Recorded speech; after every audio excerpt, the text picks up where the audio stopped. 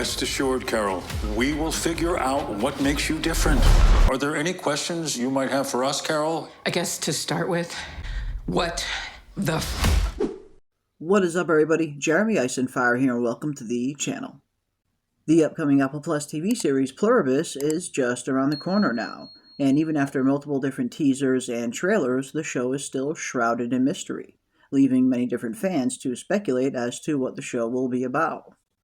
And thanks to the latest teaser trailer, along with the show's official synopsis, plus a few cryptic hints from Vince Gilligan, a clearer picture is beginning to emerge.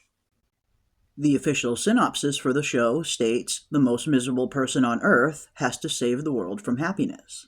The series itself is set in Albuquerque, New Mexico, and stars Rhea Seehorn as Carol Sturka, a best-selling historical romance author who is on a book tour when the world changes rather rapidly, which is something that has been confirmed by Vince Gilligan as well, as he has stated in the past that in Episode 1, the world changes drastically, and the rest of the series deals with the fallout.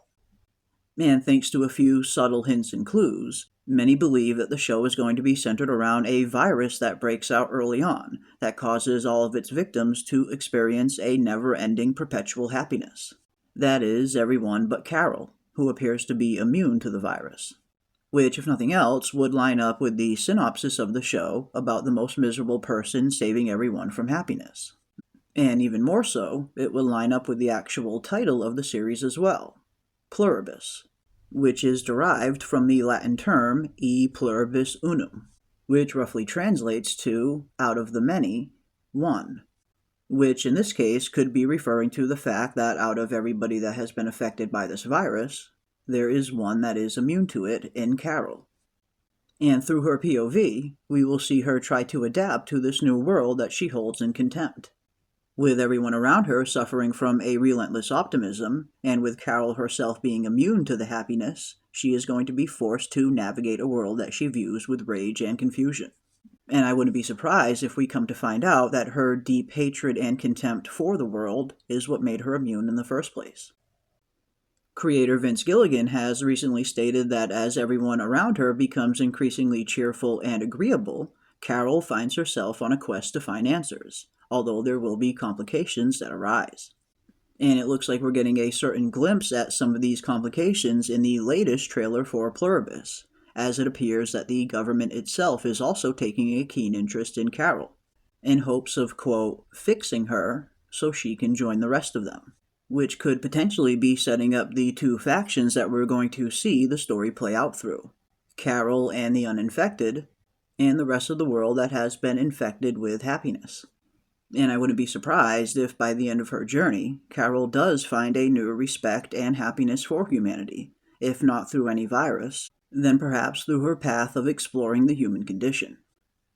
And speaking of the human condition, how would humans be fundamentally changed if a virus like this actually broke out? And what kind of philosophical issues will the series be highlighting? Both Rhea Seehorn and Vince Gilligan have recently stated that the show is heavily inspired by both the Twilight Zone and Invasion of the Body Snatchers, both of which highlight not only philosophical issues, but psychological ones as well. And although Vince Gilligan stated that the show is going to have a sci-fi element, he also went on to clarify that it will be a mild sci-fi element and not hard sci-fi. So I wouldn't expect anything too outside the box where the series is concerned, with it most likely going to be focusing more on the human experience. And speaking of the human condition, what kind of effects could we potentially see if a virus like this actually broke out? And what kind of dystopian future could it potentially create? In the world of Pluribus, an enforced state of happiness could present a dystopian nightmare with multiple potential downsides, both on an individual level and on a societal one as well. By creating a population that is perpetually happy, you rob them of certain innate qualities that are unique to the human condition, not the least of which being their free will. Without the free range of our human emotions, one of the many things that would be at risk are our genuine human connections, which, along with happiness, also revolve around things like shared vulnerability, sadness, and even anger. And in a society where these emotions are non-existent, relationships would become superficial and devoid of deep empathy. The shared forced happiness could also result in a sort of hive mind mentality as well, which could also be reflected in the full phrase that the title is based on, e pluribus unum, out of the many, one, meaning one shared happiness and one shared way of thinking for all of humanity, suggesting a suppressed individuality in favor of a shared contentment, leading to another massive problem that a shared happiness could also result in, that being a more docile population, which could come with many different negative drawbacks, like the loss of critical thought and the inability to defend oneself. While most humans have a natural defense mechanism built within them to defend themselves, this response is usually predicated on one's fear receptors and our ability to assess danger around us. But being stuck in a perpetual state of happiness could cause us to lose that ability entirely. After all, if we can't sense danger around us, we lose our ability to protect ourselves, which would also result in the inability to question authority, which is necessary for a functioning society. While being in a constant state of happiness might sound appealing to some people on the surface, there is a sinister underlying that robs us of the shared human experience. And as unpleasant as things like anger, sadness, fear, and confusion can be, they are, at the end of the day, the baseline emotions that give us our individuality. And if you take those away, what exactly do we have left other than a shell of our former selves? And I believe these psychological and philosophical questions are exactly what the TV series Pluribus is going to be asking us. And with the series being heavily inspired by the Twilight Zone, there are multiple different episodes that come to mind that ask these same philosophical questions, like the importance of human connection, as we see in the very first episode of the Twilight Zone ever, entitled, Where Is Everybody?, which explores the existential themes of loneliness and the importance of human connection.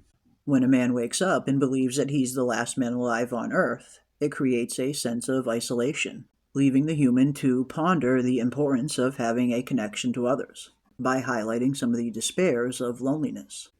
There's also the episode, The Obsolete Man, which focuses on the worth of the individual versus the power of the state, questioning things like knowledge and freedom in a dystopian society that deems some obsolete. You are obsolete, Mr. Wordsworth. A lie. No man is obsolete.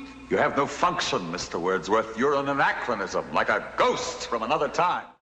And then, of course, there's the episode, A Nice Place to Visit, which explores the idea of a life focused solely on material gain is unfulfilling.